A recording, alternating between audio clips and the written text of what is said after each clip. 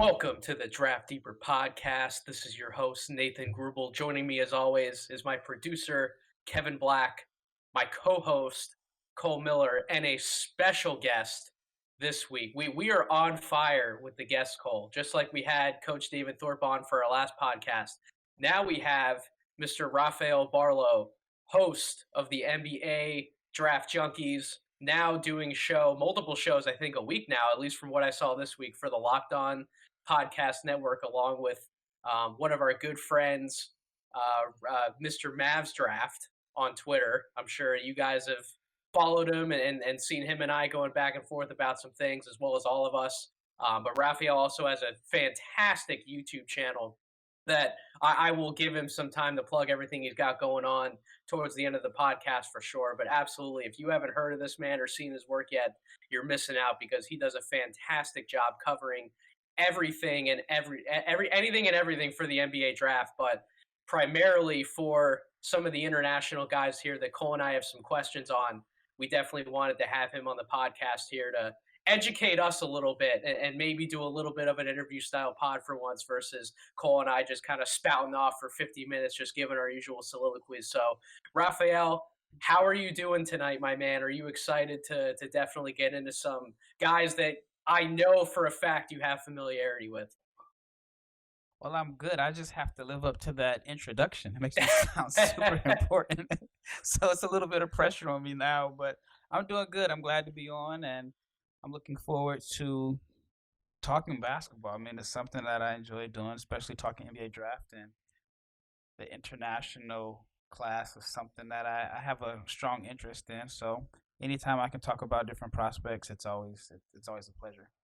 Yeah, like I said, that's a big reason why I wanted to have you on, and I think that's a great segue, my man. See, podcasting professional right here. Great segue into where I wanted to start the podcast. So, Raphael, you have a really interesting story in terms of some of the work you've been doing over the years and some of the experience you actually have doing international scouting. So it's not every day that we have a guest on who has been in the field, kind of like how Cole and I have been in the past, or obviously Coach that we had on last week has been quite literally working around the game his whole life. So it's not every day that we have a guest like that, but it is interesting when we do because then we have some stories to be able to tell by the fireside, so to speak. So Raphael, why don't you get into a little bit about your journey through the basketball landscape and kind of what you have been working on and what you've been fortunate enough to work on? It's a long journey that started 2000, I want to say 2010.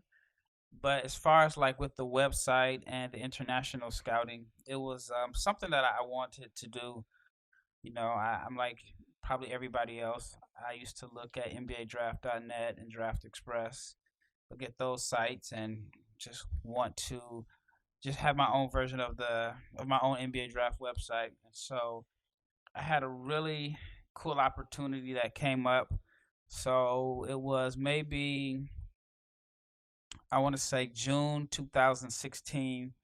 I had went with my parents. They were celebrating a 30th anniversary, and they went to Paris. And so I went with a group, and I was filming. I'm a videographer also, so I was filming, just kind of like documenting this trip of all these people that went to Paris on this trip.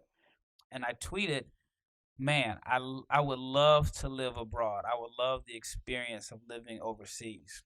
Maybe 10 minutes later, a good friend of mine, Brandon Greer, who's an agent for Athlete Management Group, reaches out to me. He says, "Are you sure you would love to live overseas?" I said, "Yeah." He said, "So you wouldn't mind spending a whole season in Europe?" I said, "No, not at all." He says, "I might have something for you." So I'm thinking like, okay, this sounds pretty cool. Well, by September, I was living in Istanbul, Turkey. Epe Udo, who is now a really good friend of mine, was just coming off a big year with Fenerbahce. And they went all the way to the EuroLeague finals, and they lost to Sheska. And so Epe wanted to document his experience in Europe, just all the different places that they traveled, and he wanted to put it on the YouTube channel, and just his way of connecting with the fans in Istanbul that had really embraced him. So he had hired me to come out and spend the whole season with them. And I had met Epe before, but I didn't really know him. So when we met up before we met up in the States, and before we agreed to work together, he was asking me like some of my goals or some of my dreams and what I wanted to do. And I said, man, I would love to have an NBA draft website. I said, I've been working on it, just trying to get it started. And he's like, well, I would love to help and contribute. He's like, there needs to be another voice out there. And then, so anyway, so while I was out in Europe, they had the first tournament I went to was I want to say 2016 under 18 championships, and it was supposed to be that particular summer, but I guess they had some issues in Turkey, so they ended up moving it to December. So I ended up going out there. It was in a town near the Black Sea. I couldn't even, I think it was called Samsun, Turkey. And when I was at that tournament, that was the tournament where Sekou Doumbouya kind of had his breakout. You know, nobody knew who he was. Frank Ntilikina played in that tournament. Johnny Musa, Isaiah Hartenstein. And from that point, I was like, man, there's not really a lot of people from the States that are covering these international guys. And it was just interesting for me to like see how different the game was, see guys from different countries, see how, you know, a guy from Spain may play a little bit different than a guy from, I don't know, Latvia or something like that. So from then I realized, okay, maybe I can have a little niche since I'm actually out here in this part of the world. And then it just kind of started from there. Yeah, and that's the thing about international scouting is you hit the nail right on the head when you talked about there aren't a lot of people from the States doing that kind of thing in depth because while it's one thing to have access to some of the film and maybe find a way to subscribe to some like overseas type basketball events or maybe some of the leagues have like different subscription services. Yeah, there's ways to get the film and watch the film from where we're sitting, but being able to talk to somebody like you who, yeah, you're watching the same film as we are for some of these guys in the class right now, but you having that experience being over there, seeing these games in person and being able to study the game from that perspective up close, because it's a different game, right? Like the international game is different from, let's say, for example, what Cole and I might be watching when we're scouting college or what you're watching when you're scouting college. It's a different game, it's a whole different animal. So that's why having somebody like you to be able to talk about these guys, even though you might not have had a chance to see in person right now, some of the guys we may or may not be talking about, you still know what it's like to be able to evaluate them because you know a little bit better what that game is like being played because you've seen it up close. Yeah, and it's definitely had an advantage. So, I mean, that year I spent in Istanbul was hands down like the greatest year of my life. I I got to travel with the team, so I was able to go to like Barcelona, Madrid, um, Israel. I went to just a bunch of different places. I got a chance to see Luca play live when he was. I mean, I think he was considered like a top prospect, but at the time he was Sergio Yule's backup. And so I had a chance to see him when he was like, I want to say he was like 17 at the time. And then a lot of the guys that are in this draft, I actually saw them play when they were playing on under 18 teams. So it was just, I mean, it was basically, I don't even know how to describe it, just like a perfect storm of events. That year, Fenerbahce won the EuroLeague. Epe ended up winning MVP. And when he won MVP, Turkish Airlines gave him 1,000,000 airline miles. And he was like, how can I use these miles when the majority of the time I'm in season? So I have like a couple summers to use 1,000,000 airline miles. And 1,000,000 airline miles is a ridiculous amount of miles. So I was fortunate enough that he allowed me to use his miles. So if I wanted to go to watch a tournament and say, hey, there's a tournament in Greece I just saw. He said, okay, here's the miles, go ahead. So that was like the advantage that I had. So it was like a perfect storm of events that allowed me to be in the position that I'm in today. Absolutely. And without any further ado, I definitely want to take advantage of some of that knowledge. I know that you've seen Alperen Sengun, the first guy that I definitely want to talk about this week, 6'10 forward playing in the Turkish league. Cole and I have already talked about him a little bit on our podcast, and I actually want to turn the mic over to Cole to kind of give our initial thoughts on Alperen before he might be able to ask you on some of your thoughts about what you think of Sengun and what's changed from when you're able to see him in person versus a lot of what's coming through the film now. So Cole, why don't you start us off on it by giving your thoughts about him and where you are, because you and I are both very high on him. Yeah, I think back when we had a chance to speak on him on our podcast, Nate, that we heard me say, toss out that he might be in his Cantor 2.0 plus. I still think that today, and I still think that's not, the biggest ground shattering statement.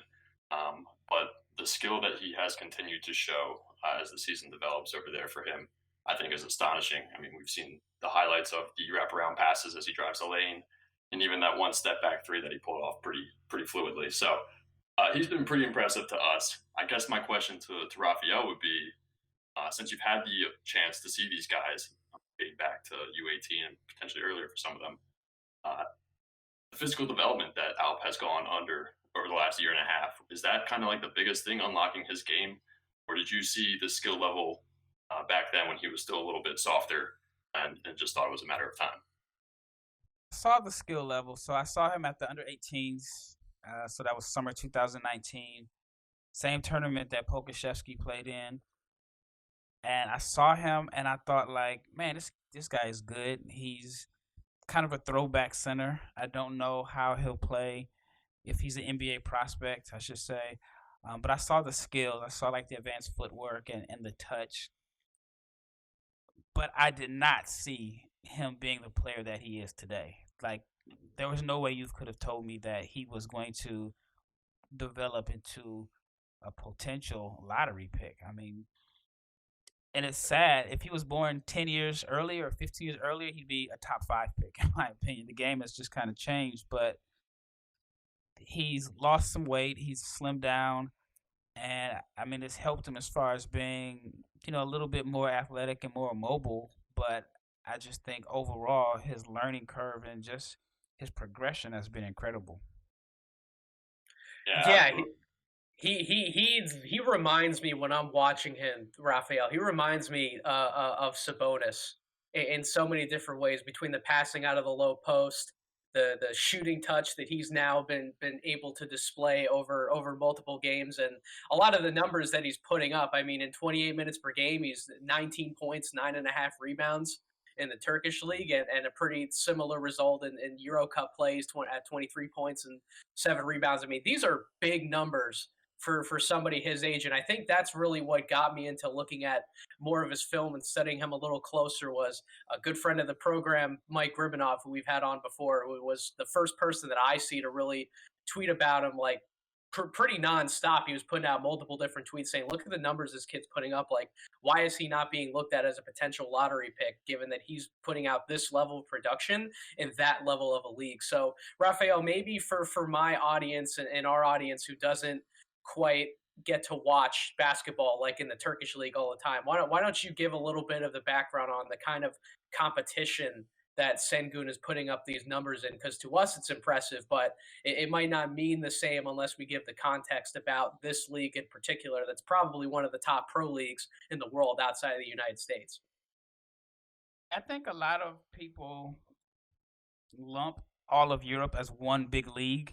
Like, a lot of people don't understand that there's the domestic leagues where each country has their league, and then their leagues may have multiple divisions. And in my opinion, the ACB in Spain is the top domestic league in Europe, as far as just, teams within the country. The Euro League is obviously the best league, which combines teams from different countries. And then there's like the Euro Cup, which I think is second. But as far as like a domestic league, I think Spain is number 1. I think Turkey's number 2. And it's not an easy league, simply because in the Turkish league you have teams like Fenerbahce, which is a powerhouse. You have Efes in Istanbul, which is, I want to say they're probably number 1 in the EuroLeague right now. You have a few other teams that play in like the highest level. So there's 4 really good teams, and then the other teams usually have like this American guard that can put up 30 or 40 points a game at any given night. So it's a pretty tough league. But what's so crazy about his numbers is, and I try to explain this to my friends, is that in Europe, they don't play a lot of young guys. There's some countries that may play young guys, but there's no benefit of playing a young guy if he's not ready, because there's no reward. You can't have the worst record and get rewarded with a lottery pick. Every game is important. So if a young player is getting minutes as a teenager, it's because he earned them and he's better than the guys ahead of him. While unlike in the NBA, I mean, I guess Prkacin would be a great example. He wasn't good enough to be on Olympiacos' A team last year. He was on their B team. He's getting more minutes in the NBA for the Thunder than he did in Europe. So it just shows that the NBA really values development and allowing young guys to play, while Europe is all about winning now. So I said all that to say this, that for Sengun to put up those type of numbers as a teenager in a league where they're not giving young guys minutes is very impressive. I mean, if Sergio Llull doesn't get hurt, Luka doesn't have that breakout year where he won EuroLeague MVP, because he would have been playing behind Sergio. So Sengun is putting up the most ridiculous numbers I've seen for a teenager in Europe. And in my opinion, he could end up winning Turkish League MVP. It wouldn't be out of the question for me I wouldn't be shocked to see him win that. So what he's doing is definitely historical. I don't have the numbers in front of me right now, but last I looked, it was like 19 and 12 a night, which is pretty good. Yeah, and he's shooting 63, Europe, 60. Yeah, go ahead. And I've said, like, in Europe, the games, well, I know Turkey plays at a little bit faster pace than other leagues, but 19 points in Europe is probably like the equivalent of like 24 in the NBA. So I would, if I had to like put his numbers on like an NBA scale, it would be like averaging 24 and 15 or something like that, which is something that, I mean, I can't think anybody I've seen to average 24 and 15 in the NBA. Maybe Shaq, but I don't even think Shaq ever averaged 15 rebounds a game. Yeah, I mean, he's on pace to, he's certainly doing crazy things by the numbers, regardless of what league you're playing in. And that was a great way to put it, that like domestically, like the Turkish league is probably second. Yeah, Spanish ACB is first, but regardless of any league you're playing, if you're putting up pretty much 19 and 10 or 19 and 12, like 63% shooting from the field, almost 82% from the free throw line, like clearly there's a skills base there for you to be able to work with, where a lot of the things that Sengun's doing, those skills can travel and they can certainly make their way into the NBA, and he can be a very productive big. I think potentially right out of the gate. I mean, now that he did shed some of that baby fat, and in turn he's replaced a lot of that with muscle. I mean, he's 6'10", 240 pounds. So clearly he's not going to come in and immediately get pushed around like a rag doll right out of the gate. Maybe like someone like Pokusevski, who's pretty much had to play the majority of his time out in the perimeter as a creator, which that can benefit his game in some ways, but it hurts some of the other things that he was able to do, drive and get into the lane a little more overseas when he was playing. So there's some positives and negatives, but yeah, I think Sengun can come in and definitely impact the game right away. You were talking about the EuroLeague being one of the top international showcases of talent, and that would bring us to the second guy that I had on the list that I wanted to get into, Usman Garuba, who, as you said, a lot of these young guys, they don't always get the opportunity to play because a lot of those coaches overseas in these leagues, like, I don't think that they're coaching because they're at their ultimate destination either. I think that they certainly want to win games to improve their records and their resumes, and they certainly want to move on and potentially do bigger and better things. So, yeah, it's not the same thing where, like in the NBA, you have a lot of these coaches where unless they're bouncing back down to like a hometown college school they've wanted to coach at all their life, or I mean, they're pretty much at like the top for them, right? Like they're coaching to be able to develop talent, do what's best for the organization long term, and win games if you're in that kind of position. But it's not quite the same as we're on one of these teams in one of these leagues. you're expected to come out here and win every night to better your reputation because you might potentially have another level hit. It's a completely different ball game, and that's actually a great point that you brought that up, Raphael. I want to get your thoughts on Garuba really quick, and then maybe we can pivot to Cole to kind of give what he's thinking about Garuba. But he's an interesting player to me, not because I see like this all-star type prospect. I think that he's definitely like a role player type prospect in the NBA.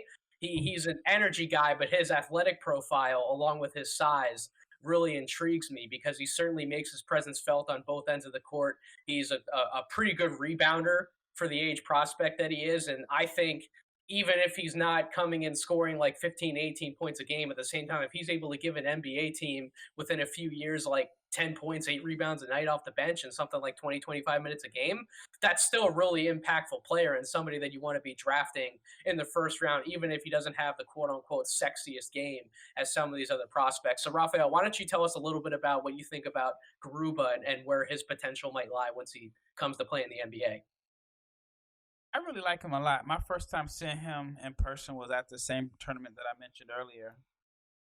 Yeah, his team actually won the gold medal over Sengun's Turkish team in the championship. So what I saw about him was very good athlete. He's undersized, I guess traditionally undersized, but I guess right, the NBA is going smaller. I don't know if he's really 6'8", but he has long arms, very bouncy.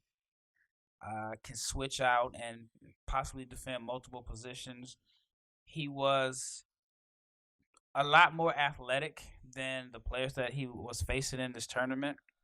But one of the things about him that stands out, and like I mentioned with Sengun, is that it's tough for young guys to play in Europe, right? He's playing on a much stronger team in the second toughest league in the world. And Real Madrid just doesn't allow young guys to really get minutes. So just the fact that he's been able to crack the rotation at such a young age is impressive.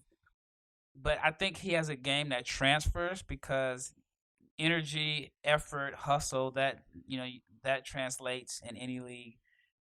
He's shown some flashes of being able to put the ball on the floor, but I think he's really worked on extending his range. So I see him as like this very good role player that comes in, he rebounds, defends, gets energy points, and then also is able to knock down threes. And then if he can improve his ball handling enough to where he can attack closeouts, then I think that he could have a really good career. But I think the most underrated part of his game is his passing. I think he's a really good passer.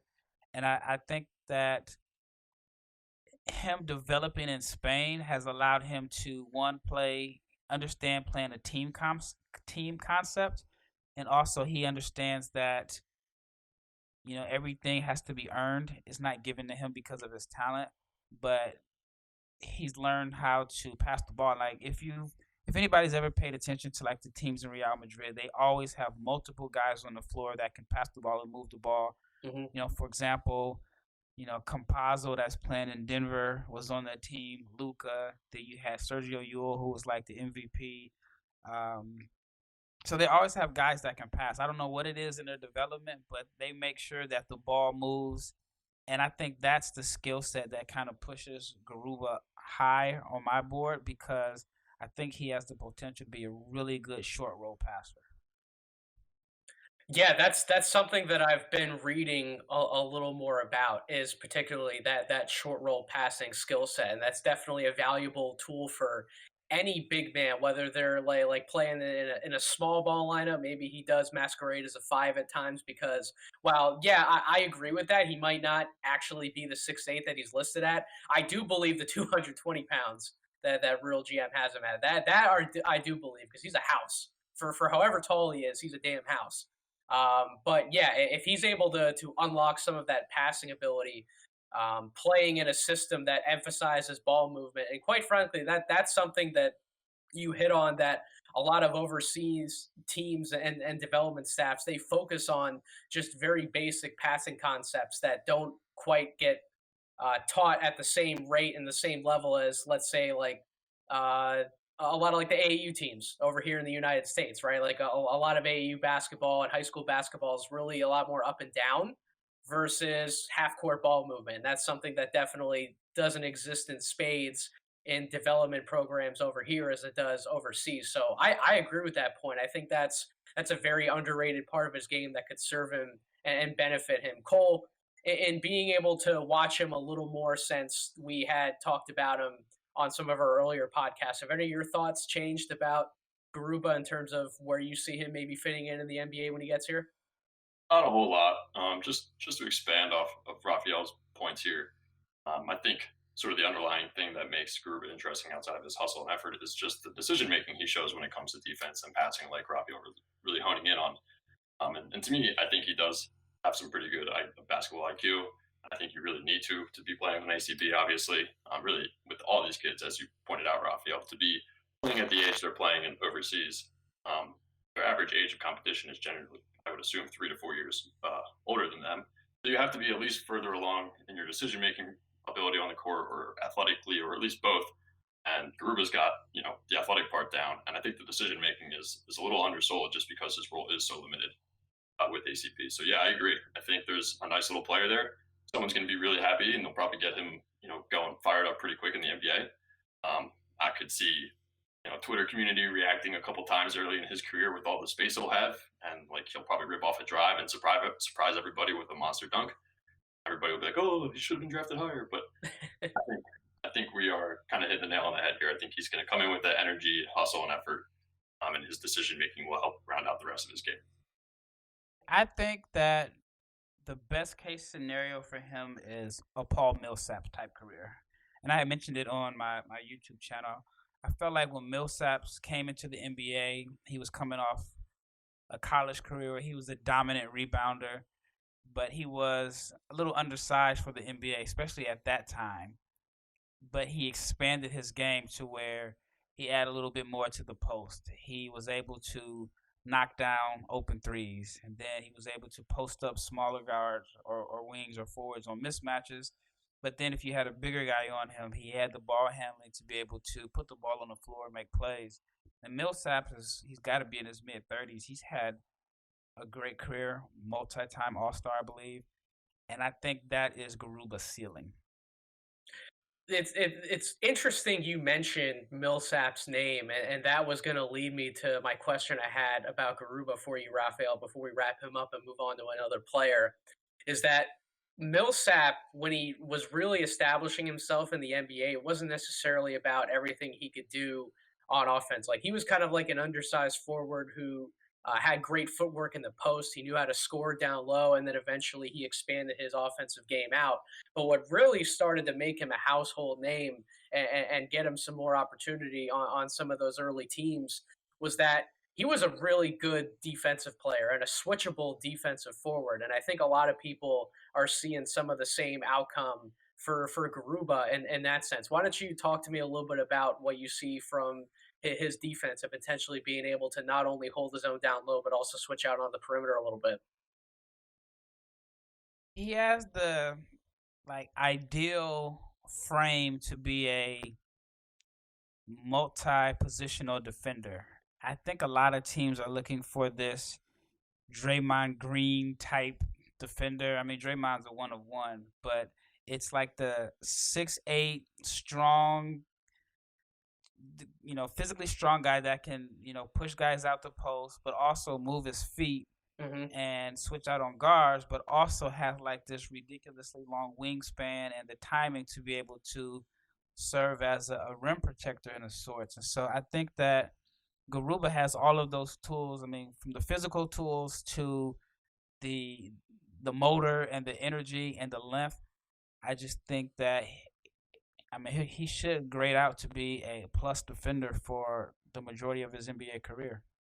And that's what makes, to me, drafting him so appealing, is because everything that we've laid out, I think, is money in terms of what we're projecting his game to be, at least early on when he gets to the league. We're drafting him for his energy, his toughness, his rebounding on both ends, his ability to box out and hold guys in a position and maybe allow somebody else to grab the rebound, even if it's not him. Like that man strength that he has can't be underrated. And then everything you just laid out about his defense, his potential versatility on that. And like to me, like anything I'm getting offensively in terms of scoring variety is just gravy on top of the case that we've already laid out for him. So that's why like people who have him as like this mid to late first round pick, I think that's the range that I would have him in as well, but not because I see like this fantastic offensive outcome for him. Like if he's giving me like 10 points a night, to me that's fine. If he's giving me everything else on defense and then he's holding his own on the glass, grabbing like 7 to 8 rebounds a game, I mean, like I said earlier, to me that's a really productive player that's worth spending a high enough pick on. Because he already is going to be advanced as far as his knowledge and playing against grown men. Mm-hmm. Even though he is, really athletic and has some great physical tools, I think his experience is going to help him out a lot. I know, like, there are other guys that have came over from Europe, and people say, "Oh, well, they'll have experience," but a lot of the guys that played for like big clubs like the Maccabees sat the bench, and they didn't really get a lot of playing time. They were drafted based off of their resume on the national team playing against their age group. But in Garuba's case, he's been able to win on the junior levels, but he's playing minutes on the senior team. So I think that's where it benefits him. And he's been a pro, and I think that's going to be that's going to play like a major role in how he should be able to come in and contribute right away. And I think he's mature anyway. I don't think there's any immaturity issues, and so yeah, I'm high on him. I hope he falls to a good team where he'll be able to come in and play. Because I think if you put him on like a really bad team, and the expectations are for him to come in and have plays ran for him and be like this scorer or creator, I think you're not putting him in the best position. No, yeah, I agree with that. I would definitely want to have him come in and be able to get used to playing in the NBA offensively and everything that entails, kind of like breaking him in a little bit, but at the same time expecting that energy and that level of toughness from him, that defensive tenacity, all of those things I think he can come in and do right away. Yeah, I agree. Definitely breaking him in a little slower than maybe some other prospect that you might look at to just be immediate offense. Yeah, that's definitely the best way to break him in. One guy who's next on our list, who I'm not really looking at defensively, I am looking at this guy offensively, would be Josh Giddey. Really interesting prospect in the NBL. And Cole, matter of fact, was texting me earlier today and at some other points in the week regarding how excited he's been about watching Giddey and someone that's been on his radar. He's been on my radar for a few years, but I hadn't exactly been watching him that closely. But some of the highlights, some of the things that he's been doing in the NBL now that he's gotten the chance to play in a really professional league. I mean, he's been as exciting of a 6'7" kind of like point forward prospect as we might have in this draft. So Cole, why don't you give us some of your thoughts about Giddey before we get Raphael's take on where he's at? Yeah, I mean, so for me, I'm not a good ball handler when I play rec league basketball, and it would be great to play with Josh Giddey because he will just find you no matter where you are on the court somehow. And like that, I think his passing is just the obvious takeaway skill here. He is a wizard with the ball in his hands. He's able to change pace and get into the defense, and which you don't expect given his foot speed necessarily. But he's very deceptive, very crafty, very smart. I just want to read off some numbers, actually, as we lead into Raphael's thoughts here. So I might bore you for a second here, but over the last 9, Giddey's been averaging 11.7 per game, 7.3 assists and 6.5 rebounds. And then over the last 4, he's been at 14.25 points per game, 10.25 assists per game, and 7.5 rebounds per game. And he's shooting over 44% from the field at this point. But definitely seems like he's starting to find himself over there in the NBL after a rough start, efficiently wise. So Raphael, what have you kind of noticed over the last week to 2 or even month for Giddey as he starts to build off the success he's having? He looks a lot more confident in his shot, and he's shooting the ball a lot better. I mean, I think that's the swing skill for him is his shooting. Um, Simply because I feel like if you're a great passer, you can't really unlock your passing skills if you're not a threat to score. But if you're a threat to score, then teams have to respect you. Then I think it just kind of opens up your vision and all that. And so I mean, I look at a guy like Ricky Rubio. I think Rubio is one of the best passers in the NBA, but because he's not a threat to score 20 points every night, it kind of hinders how good of a passer he is. While you see a guy like James Harden or Luka Doncic or LeBron or Steph, because those guys are such good scorers, then it just opens everything up as far as them being playmakers. So I'm not saying that Giddey's on that level, but I think if he continues to put the ball in the basket, then I think it just unlocks his natural playmaking because he's, like you said, a wizard with the ball. He's fun to watch. Like, he's one of those guys, if you came into a gym to watch basketball and just the first possession you saw him with the ball, you know that there's something different about him. The way he moves with his flash and like the flair and the confidence he has in his passes. He's fun to watch, and I'm happy to see that he's starting to put it together, and he's playing in a professional league. So he's definitely has put himself in position to be a first round pick. Yeah, he's playing winning basketball for a decent Adelaide team, and you mentioned how exciting he is to watch, Raphael. Those Australian announcers, they love him, man.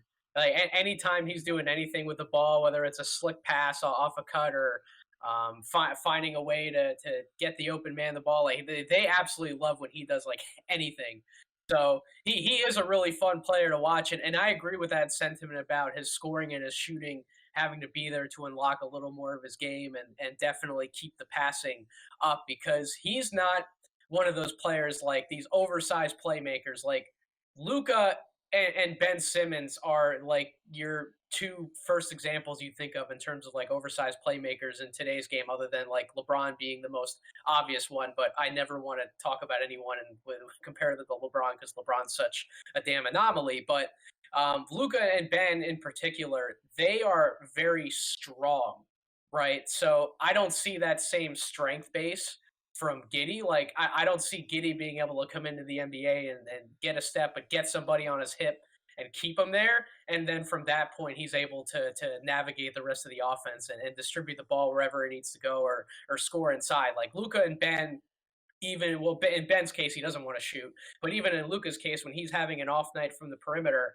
he can still find ways with his handle and then with his strength base to be able to get a step on somebody and then keep them on his hip because he's that physical of a guard at 6'8". And while Giddey's 6'7", I believe when he's only listed at 192 pounds, in fact, he might be a little lighter than that. I don't really see him being that strong of a perimeter player. So yeah, if he's not a threat from outside, particularly from three, to be able to give himself a little more wiggle room inside and not just have the defense sagging to the point where he has to crash into somebody and then make something happen. Yeah, that's definitely going to allow him to be a lot more successful on the offensive end.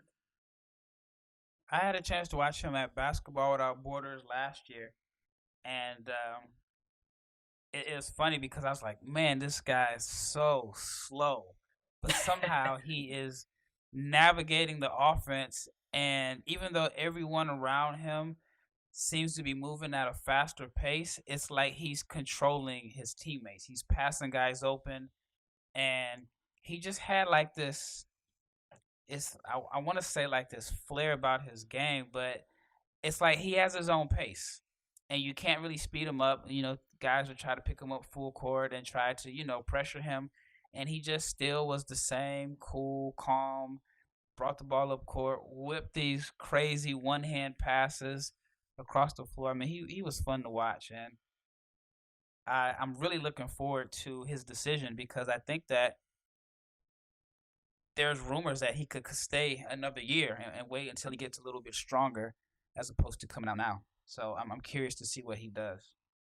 Yeah, because if he went back and played another season with Adelaide, I mean the numbers that Cole listed off now, obviously those aren't his season averages, but that's how well he's been playing over the last few weeks. That he gets more comfortable playing against a higher skill level of player in terms of his competition. If he goes back for another year, I can only imagine what his season averages could potentially become. Like he's showing enough in terms of the rebounds he is able to get off of some of these longer misses because he's 6'7". He can go up and grab one of those longer rebounds easier than like a 6'2" or a 6'3" guard, even though he's primarily like a perimeter player.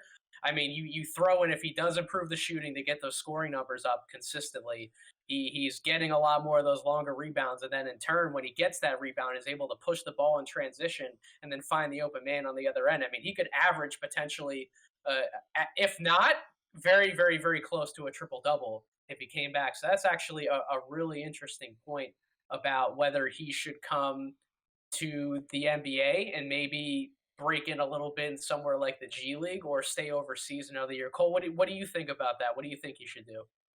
I mean, I think we all agree that this draft is fairly heavily stacked. It's not light on guard talent either. So, I mean, man, if he's not getting feedback from teams that are willing to give him much more than a G League shot in the next year, I don't see why he wouldn't give himself opportunity to rise in the draft, especially if he can really ball out the NBL. I mean, he saw LaMelo do it last year, and I actually wanted to ask Raphael, what are your thoughts on the overall competition level of the NBL? I think it's one of the more physical leagues outside of Europe, but I wouldn't say it's necessarily the level of nuance throughout the entire game that they have. There's not the IQ level across the board. Oh, I put it like this. I was wrong about LaMelo, right? I was one of these people that thought Killian Hayes was better simply because I felt like their numbers were similar, and Killian was putting up similar numbers in a stronger league. And I mean, man, I was totally wrong. And you can make a case and say that Josh Giddey's numbers, or he's been just as impressive as Melo. At the same, Melo kind of started off at maybe Melo started off to where Giddey is at now. I mean, Giddey's going to play more games because I think Melo only played like 13 games. But if I'm an NBA team, I have to be encouraged by the way Melo's playing and how well Giddey is playing in the same league. So, not saying that he's going to be LaMelo Ball, but maybe the Australian league was a little bit tougher than even I thought.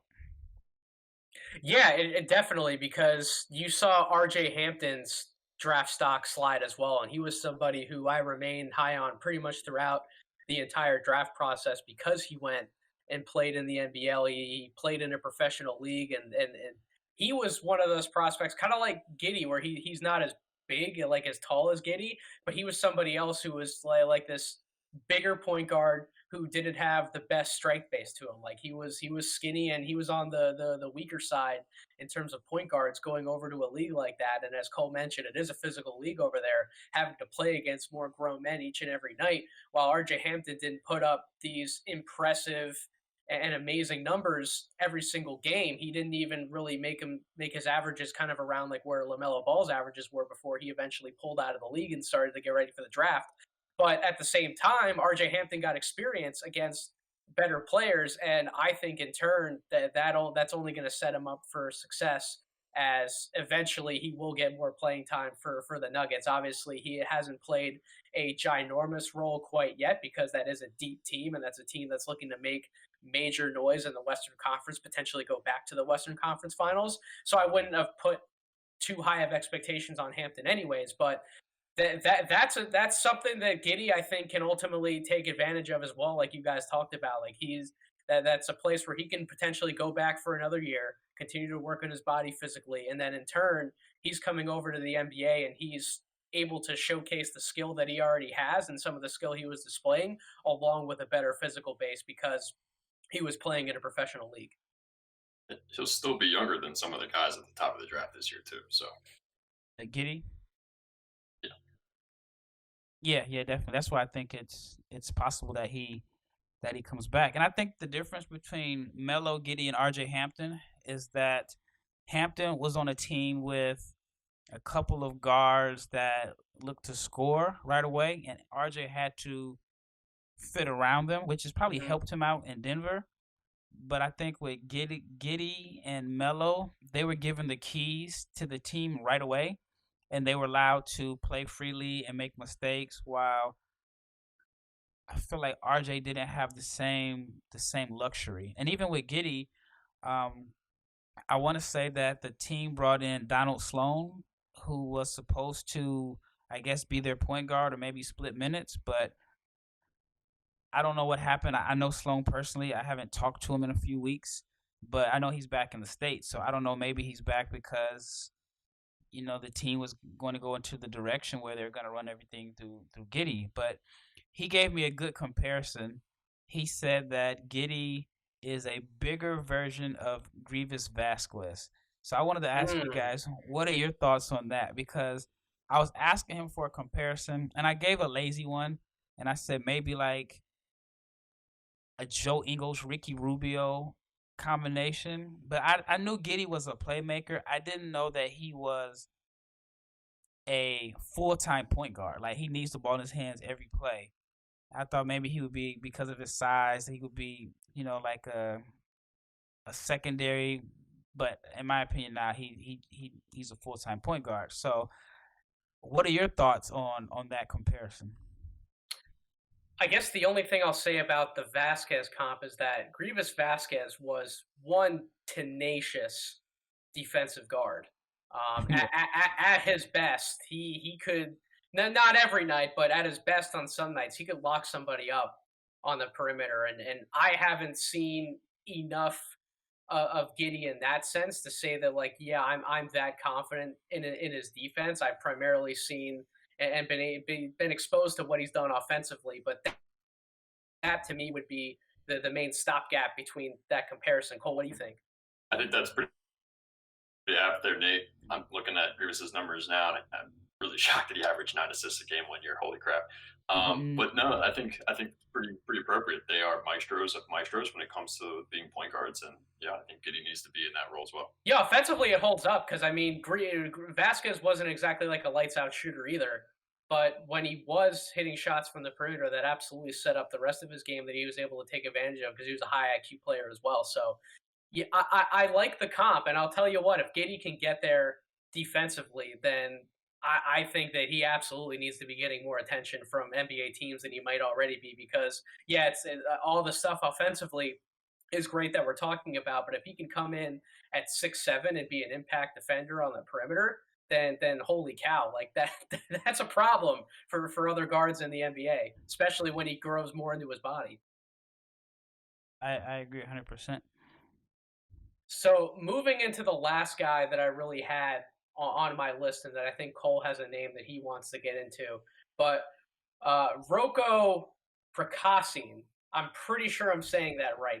Trust me, I was on listening to one of those translators earlier today, trying to get that name right in terms of how to pronounce it. Man, we got into some of these crazy names here for these last two guys that we'll talk about, but Prkacin, 6'9", perimeter forward type scorer. I got to be honest, I'm not really overly impressed in terms of what he's bringing to the table. I think he reminds me a lot of, well, why am I drawing a blank on his name here? Not Musa, Kurucs. He reminds me a lot of Kurucs when he came over in terms of what he's going to be able to bring to the table offensively, not being this real like high level creator, certainly big enough and quick enough to be able to get out and transition with his size and get an easy bucket that way, make an open three. But in terms of everything else he's bringing to the table offensively, and then when you look at his body and what he brings physically and how that could translate on the defensive end, I'm not overly impressed with him yet.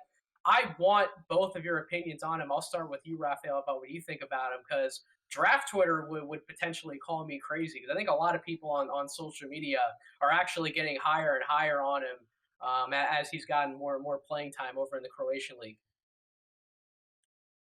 Man, I've seen people say he's the best international prospect in this class. And I mean, I don't have him number one. I like him, but I like the comparison that you gave. I think I want to say, I feel like he's probably more skilled than Kurucs. I think Kurucs is probably a little bit more athletic. But yeah, I think that. Well, I feel like Caruso is more like a 3-4. Where I feel like Roko and I don't know if it's Prkacin, however it is. I just call him Roko. I think he's more so of a natural 4, but I like how he can run the floor. I like how he has this toughness about him. He looks to try to dunk everything around the rim if he can. He shows some flashes of being able to put the ball on the floor. Pretty decent shooter. Likes to post up smaller guys. So I like his game.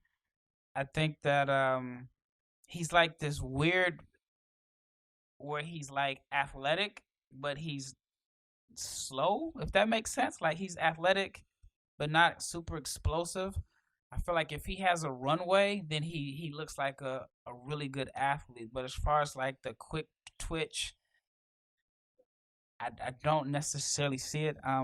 But I do like the fact that he plays with this toughness and confidence, and even though shooting isn't like his strongest skill set that he brings to the table, he's not afraid to let it fly.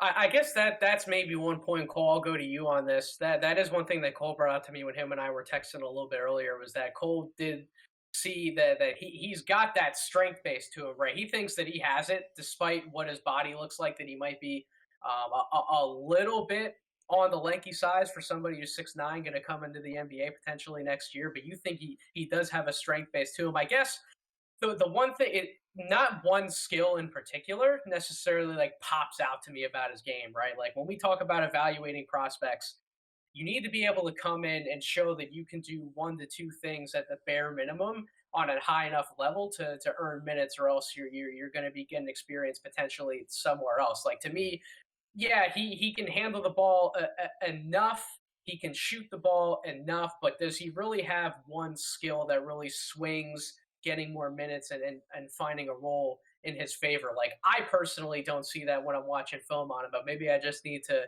study him a little more closely. Cole, what do you think about him? Yeah, I don't think he has necessarily that one carrying skill just yet, but I actually kind of think what you mentioned is a little bit of a positive for him. He's kind of, average or slightly above average in a number of things, and given his age and present physical ability, I think there's a chance a lot of that comes together even more pretty soon. Honestly, he's not turning 19 until late November this year, and he's already got a pretty chiseled frame, and I think that'll get better given his leanness. And so I think some of that explosion that you might be missing right now, Raphael, might be a little bit late arriving. It does happen for some of these guys on the later side, especially depending on what kind of physical training they're going through off the court. And who knows, bodies are different. They're all different. So I kind of see a well-rounded guy who's not great, like you said, at any one thing, who has the chance to get really good at a few things, and be a pretty important player for an offense where he's constantly doing the right thing and not holding the ball up, and also giving you effort on the glass. Showing up in transition. I know I've seen you point out his ability to make passes full court length, and when I watch stuff like that from Roko, I see this innate strength. The ball is exploding out of his hands when he's making these passes, and it's most of the time he's pretty accurate with it too, which tells me there's like some kind of underlying natural innate strength there that we just haven't seen fully on display yet. And again, when he dunks, I feel the same way. Like he is hammering it down so much harder than his body should be like letting him, but it's there. I think he just needs another year of development physically, and I think we could see a couple of these skills really start to become go-tos for him, and then he's going to be that well-rounded offensive player and with some defensive purpose as well. Before you respond to that, Raphael, I was just going to ask, okay, how do you feel about the whole like Swiss Army knife type architect for prospects in general, kind of as you're giving your response to Cole? Because like I guess he has age on his side, but like if we're talking about like potential Swiss Army knife type prospects in this class, like me, for example, I would rather have somebody maybe like Herb out of Alabama, who I know that I'm getting the defense from night in, night out consistently. I know what he brings to the table from a passing and a playmaking perspective. Like he's somebody that I'm comfortable giving the keys to enough to bring the ball up the floor and initiate offense a little bit for a team. Like, yeah, he's not like he doesn't have like a master skill scoring the ball offensively necessarily, but he is another one of those guys that like he does enough things on the court average to above average, to where when you combine that with everything he's bringing to the table defensively, like I'd be more comfortable drafting somebody like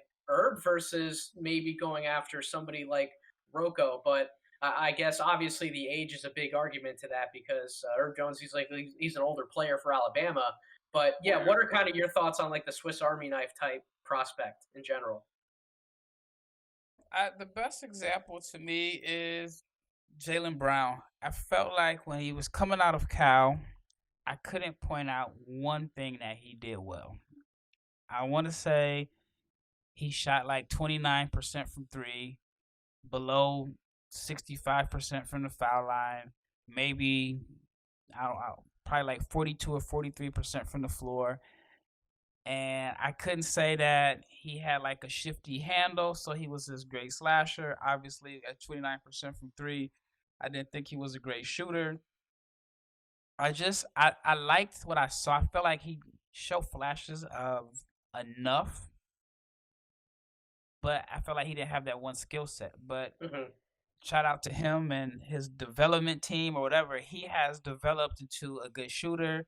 Now he's a creative ball handler. And then this year he took the strides or the steps to become a better passer, because I think in his first 3 or 4 years in the league, he had a negative assist to turnover ratio.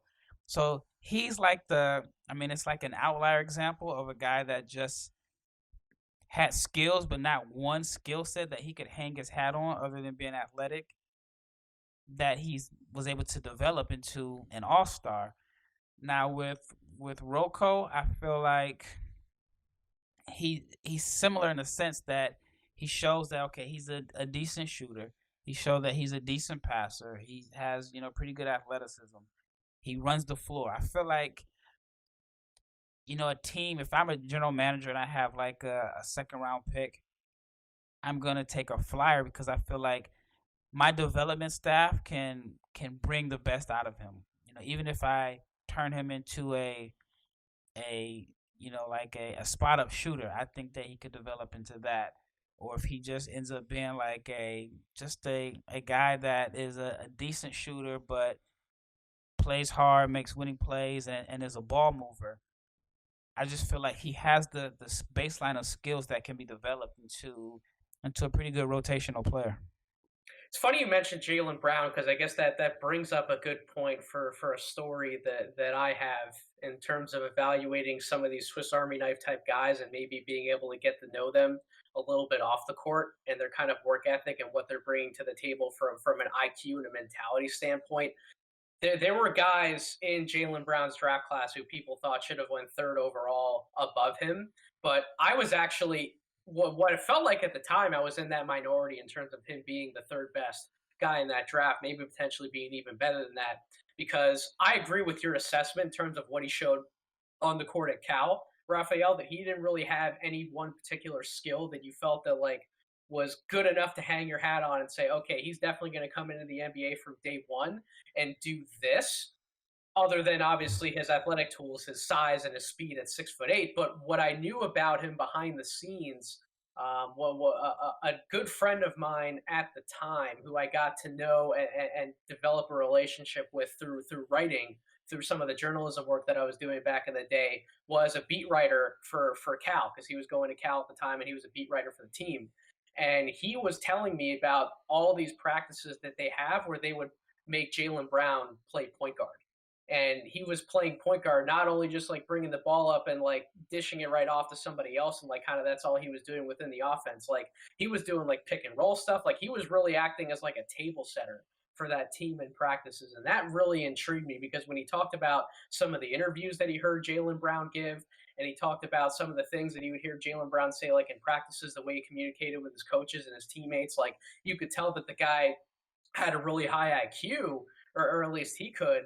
So knowing that he's a good guy off the court, that he's a smart guy, that he's able to do more than necessarily he let on during the college season, like that's information that Cole and I, where we're sitting right now, not being able to go or travel to games all the time and listen to some of these interviews and talk to some of these players and some of the other scouts and coaches that are at these games, like that's information that we miss out on, especially with a guy like Prkacin, who could absolutely have more to unlock, and he could have this beastly work ethic that we don't know about.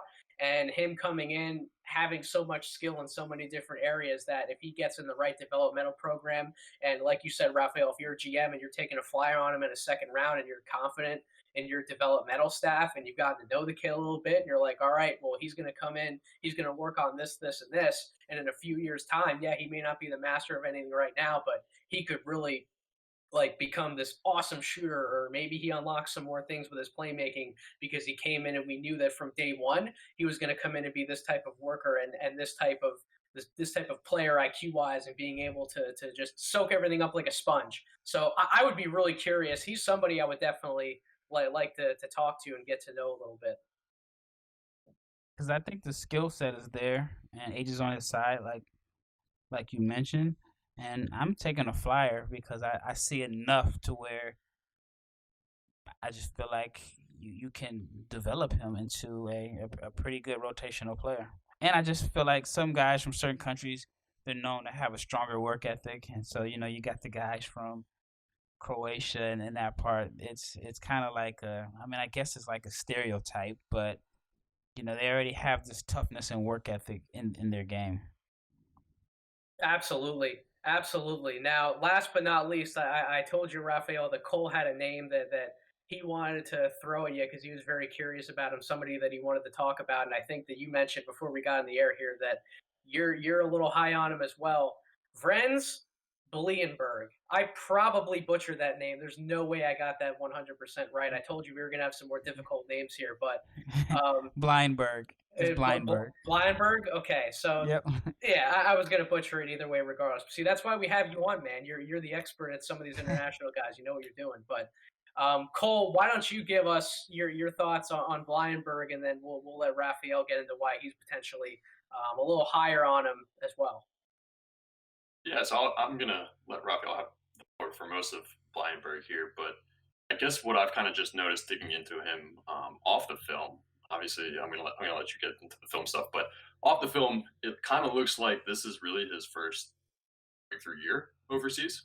He's getting the most opportunity he's ever had, making the most of that opportunity as well. He played pretty well in Euro Cup, and now with the BSL, he's not the sharpest numbers from a shooting efficiency standpoint. But that's sort of rounding up as we go throughout the season too, and his confidence is coming up. We're starting to see the playmaking a little bit more. But so my question, Raphael, is where is Blindberg coming from? Because it does seem like he is kind of coming out of nowhere this year. And since you have that international experience living abroad, maybe you have some insight that a lot of people probably don't have, being a part of those U18 tournaments where he might have. I honestly don't even know if he played in the U18. So where is he coming from? Well, I feel like I have a pretty good take on him, not because I've seen him in person, but I had a chance to interview him. He came on my podcast, and I've been able to be in contact with him and talk to him. And yeah, man, he's one of my favorite prospects in this draft. I mean, when I first saw the film, he just stood out, his size and his playmaking. But one of the things that I like about him, and I probably have an advantage because I've been able to talk to him and have some intel, is that, man, this kid is hungry. Like he works on it, he wants it, and he's really humble, but he's a kid that I believe that once he comes over, he's gonna work his tail off because he really wants to be the best. And so I think that he's finally had an opportunity to basically play. But the thing that he mentioned to me was when he was younger, he was always a really good shooter. And then because his frame is so narrow, he spent a lot of time lifting weights and getting stronger. And he said that his numbers were never good because that affected his shot. While he was getting stronger lifting weights, he totally lost his shot. So this is the first year that he told me that he feels comfortable with his shot, and it's pretty much opened the doors for him as a playmaker. I think his confidence is definitely up, but he's a guy that I would definitely draft in the first round. I mean, you don't see too many guys that are 6'10" playmakers. I think that he could develop into maybe like a Chandler Parsons type player. And you got to think like it's easy for us to think of our last memory of Chandler Parsons, but I'm talking more so like the Houston Rockets, maybe first year with Dallas, where he was 6'10", he was a good shooter, but he was also a pretty good playmaker. And I think that is that could be like Vrenz's upside. Yeah, I really like that. I mean, from what I watch, I think he has a nice sense for scoring. And like you said, the physical confidence is coming along, and that will only help. He's a good handle for his size, plus agility for his size and mobility. The confidence with knowing what you now know about the shooting. Yeah, I think the arrow is probably only pointing up on that, and that's totally viable for me. Having heard about that kind of thing with other prospects, and even in baseball, how that affects pitchers. So awesome insight on Weinberg there. Nate, what do you have to add on him? I don't really have too much to add. I didn't really get to study him a ton. He's one guy that I've definitely seen more and more of on draft Twitter that I really need to dig in a little bit more on. But Raphael sold me right there in terms of the detail about him being hungry and somebody who wants to work at it, somebody who wants it. Like that's certainly the kind of player that I'd be intrigued in learning more about and watching. So you sold me on that, but dang, you had him on the podcast. Cole, well done by you, man, coming up with that kind of a topic to be able to get that insider information from Raphael. That, as Colin Cowherd would say, that is big J journalism right there. So well done by you, my friend. I guess to close out the podcast, Raphael, I mentioned that I'd maybe ask you to give us one or two names in terms of prospects that you maybe think are flying under the radar a little too much for your liking. Who are maybe like one or two guys that you're particularly high on that they haven't quite been pronounced as much in the general scouting public? National or just prospects, period? And prospects, period. Domestic, international, doesn't matter. Actually, I would say Vrenz, simply because I mean now his name is starting to trend up. And when I did my interview with him, I want to say it was at least 2, maybe 3 months ago. His name wasn't, I mean, nobody really knew who he was. And he had a big game maybe prior to that caught my attention against Milos Teodosic. And I thought, like, wow, this kid has to have some heart to be that young, and he's going at a legend. I mean, Milos is an absolute legend in Europe. And then, so that's when I started really paying attention to him. And then had a connection with his agent, and his agent was like, sure, nobody's talking about him. You'll be like one of the first to actually sit down and put him on a draft board. So, but now, like I said, his name is starting to trend upwards, and because he's playing well in the they were in the Euro Cup, and then also one of his teammates, he has really good chemistry with him as a guy that he's French, but he's his teammate. I think he just moved on he got transferred to play in France, but so I knew him, so I had a chance to like watch his games, keeping up with him, and I noticed that him and Vrenz were hurting teams because they were running like this 4-5 pick and roll, and my friend was a lob threat, so that's kind of how I was able to get in on him a little bit earlier than others. And I want to reach out to him and probably have him on as a guest on a podcast coming up soon. But one of the things I like about him that I mentioned, as far as him being hungry, when I made the video on him, I didn't know him yet. I just made the video, and I put that one of his weaknesses or areas that I thought he needed to improve on was being able to create off the dribble and shoot like pull-ups with his length. If he's going to play like some guard, that he has the ability to get to his spots and shoot over the top of players.